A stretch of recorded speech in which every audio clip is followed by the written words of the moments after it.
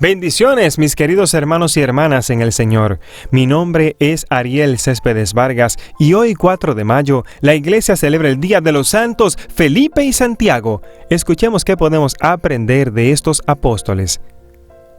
San Felipe, el Evangelio dice que nació en Betsaida en Galilea.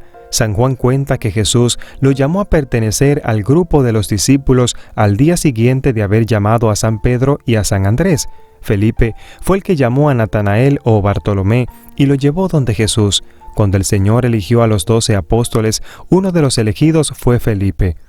Y el día de la multiplicación de los panes, antes de obrar el milagro, Jesús le preguntó a Felipe: ¿De dónde crees tú que podremos conseguir pan para tanta gente? Un día en que unos griegos extranjeros quisieron hablar con el divino Maestro, le pidieron a Felipe que lo llevara hacia él. Y en la última cena, este fue el apóstol que le dijo a Jesús: Señor, muéstranos al Padre. Y Jesús le respondió: Felipe, quien me ve a mí, ve al Padre. El día de Pentecostés, Felipe recibió junto con los otros apóstoles y la Virgen María el Espíritu Santo en forma de lenguas de fuego. Los narradores antiguos dicen que este apóstol después de Pentecostés se fue a evangelizar a Bitinia, en el Asia Menor, cerca del Mar Negro.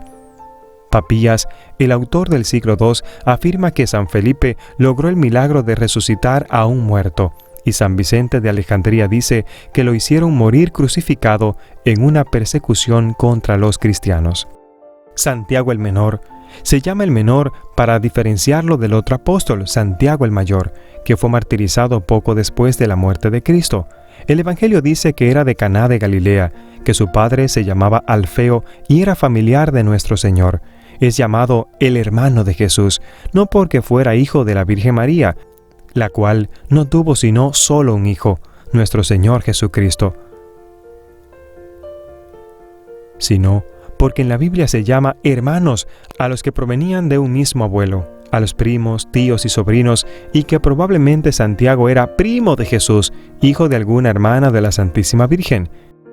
Y se lee también que Jacob llamaba hermano a Labán, pero Labán era tío de Jacob, así que al decir que alguno era hermano de Jesús, no significa que María tuvo más hijos, sino que estos hermanos eran simplemente familiares, primos, entre otros. San Pablo afirma que una de las apariciones de Jesús resucitado fue a Santiago, y el libro de los Hechos de los Apóstoles narra cómo en la iglesia de Jerusalén era sumamente estimado este apóstol. Lo llamaban el obispo de Jerusalén. San Pablo cuenta que él, la primera vez que subió a Jerusalén después de su conversión, fue a visitar a San Pedro y no vio a ninguno de los otros apóstoles, sino solamente a Santiago. Cuando San Pedro fue liberado por un ángel de la prisión, corrió hacia la casa donde se hospedaban los discípulos y les dejó en el encargo de comunicar a Santiago y a los demás que habían sido liberados y que se iban a otra ciudad. Esto lo encontramos en Hechos de los Apóstoles capítulo 12, versículo 17. Y el libro santo refiere que la última vez que San Pablo fue a Jerusalén se dirigió antes que en todo a Santiago. Y allí en casa de él se reunieron todos los jefes de la iglesia de Jerusalén. Esto lo vemos en Hechos de los Apóstoles capítulo 21, versículo 15. San Pablo, en la carta que escribió a los Gálatas, afirma: Santiago es, junto con Juan y Pedro, una de las columnas principales de la iglesia. Por todo esto, se deduce que era muy venerado entre los cristianos. Cuando los apóstoles se reunieron en Jerusalén para el primer concilio o reunión de todos los jefes de la iglesia, fue este apóstol, Santiago, el que redactó la carta que dirigieron a todos los cristianos. Lo vemos en Hechos de los Apóstoles capítulo 15. Hegesipo, historiador del siglo II, dice: Santiago era llamado el Santo. La gente estaba segura de que nunca había cometido un pecado grave, jamás comía carnes, no tomaba licores, pasaba tanto tiempo arrodillado rezando en el templo que al fin se le hicieron callos en las rodillas, rezaba muchas horas adorando a Dios y pidiendo perdón al Señor por los pecados del pueblo. La gente lo llamaba el que intercede por el pueblo. Muchísimos judíos creyeron en Jesús movidos por las palabras y el buen ejemplo de Santiago. Por eso, el sumo sacerdote Anás II y los jefes de los judíos, un día de gran fiesta y de mucha concurrencia, le dijeron: te rogamos que ya que el pueblo siente por ti gran admiración, te presentes ante la multitud y les digas que Jesús no es el Mesías o Redentor. Y Santiago se presentó ante el gentío y les dijo: Jesús es el enviado de Dios para la salvación que quieran salvarse. Y lo veremos un día sobre las nubes, sentado a la derecha de Dios. Al oír esto, los jefes de los sacerdotes se llenaron de ira y decían: si este hombre sigue hablando, todos los judíos se van a hacer seguidores de Jesús. Y lo llevaron a la parte más alta del templo, y desde allá lo echaron al precipicio.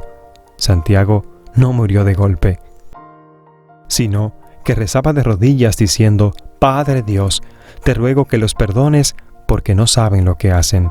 El historiador judío Flavio Josefo dice que a Jerusalén le llegaron grandes castigos de Dios por haber asesinado a Santiago, que era considerado el hombre más santo de su tiempo.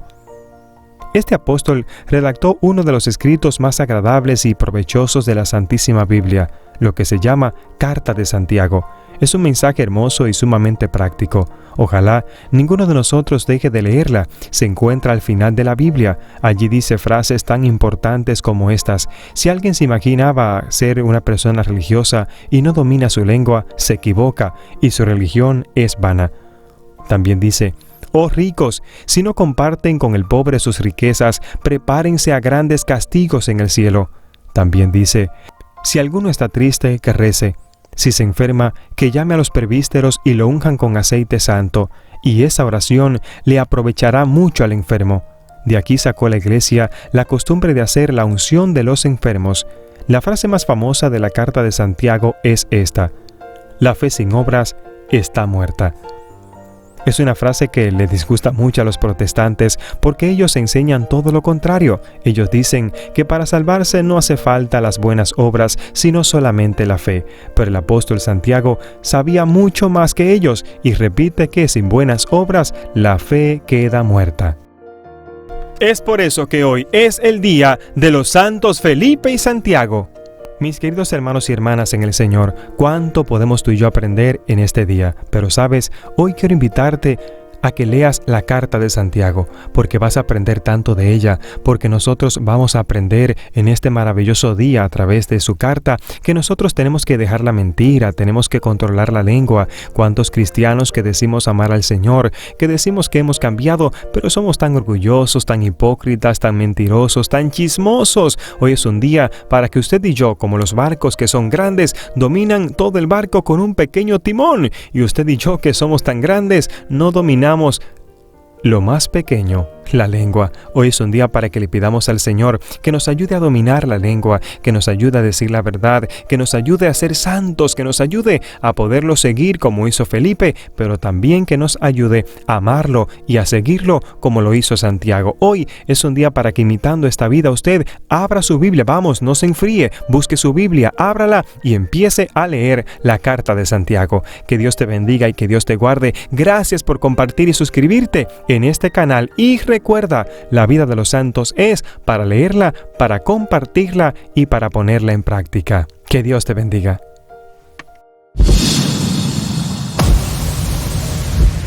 Gracias por escuchar a Ariel Céspedes. No olvides compartir y suscribirte en este canal.